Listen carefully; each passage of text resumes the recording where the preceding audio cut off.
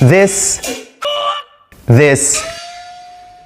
and this are different actors portraying different characters from different Peking opera plays. But they do have one thing in common. And if you're thinking it's the dramatic makeup, you're only half right. They all belong to the same Hangdang or role type. Traditional Chinese theater has a system of character categorization. In Jing or Peking opera, all the main characters fall under 4 very distinct and clearly defined roles, each with its own set of properties and requirements. There's the Sheng, Dan, Jing, and Chou.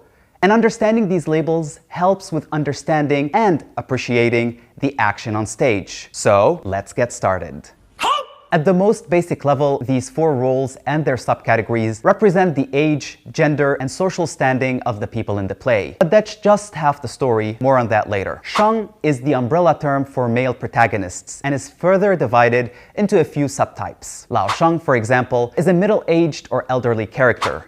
You'll recognize him from the beard he sports, the color of which changes from black to gray to white according to his age. A Lao Sheng can be a scholar, a general, or a humble servant. But no matter his status, he's got this noble quality that makes him worthy of respect. If Jing would cast Hollywood characters, Hogwarts headmaster Dumbledore from the Harry Potter franchise would be a good fit. Nice. A Wusheng is well versed in combat, quick on his feet, and knows how to work a weapon.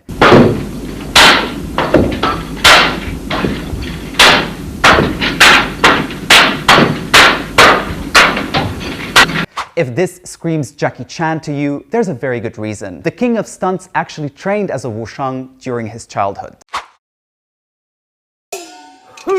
Dan refers to female characters, whether they're played by women or men, as has been the tradition until the early 20th century. There's the Lao Dan, who could be a matriarch or an empress, often seen with a walking stick because of her old age. The Wu Dan is a female warrior. Think of Mulan or Brienne of Tarth, but with a much more colorful getup. There's also the Qingyi, a character of grace and gentle nature, a girl next door of sorts, although she could also be a faithfully married middle-aged woman. And then there's the Hua Dan, who's known for her lively and playful disposition. There's a whole spectrum of characters that qualify as a Hua Dan, from an innocent girl to a flirtatious young woman to a courtesan. Now onto the Jing.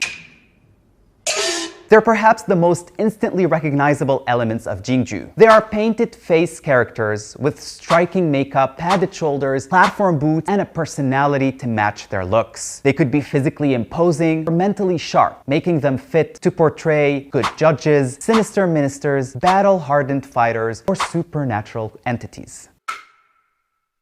And then there's the Chou, the comedian of the bunch, the clown. Though not this, or this, and certainly not this. More like this. The patch of white in the middle of the face, around the nose and eyes, is the Chou's signature makeup. Chou characters are everyday people, merchants, criminals, court officials, and women with fiery temper.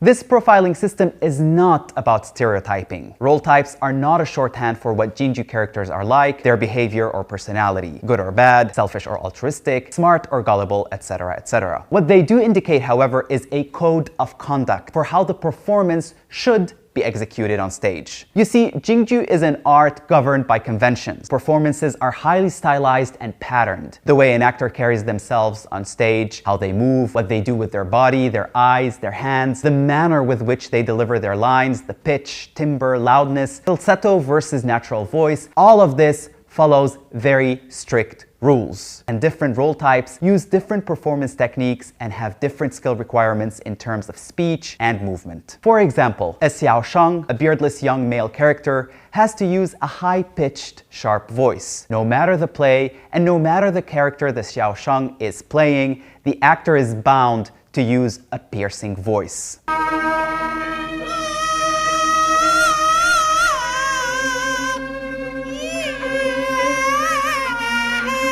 But not the Wusheng, the warrior character, who focuses more on combat and dance acting skills and less on singing.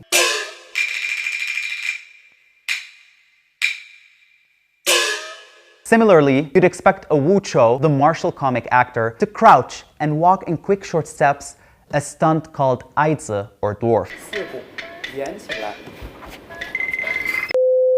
But you won't see a Qingyi pulling that off. Instead, she's likely to work long extensions flowing out of her costume, known as shuixiu or water sleeves, while twirling and spinning.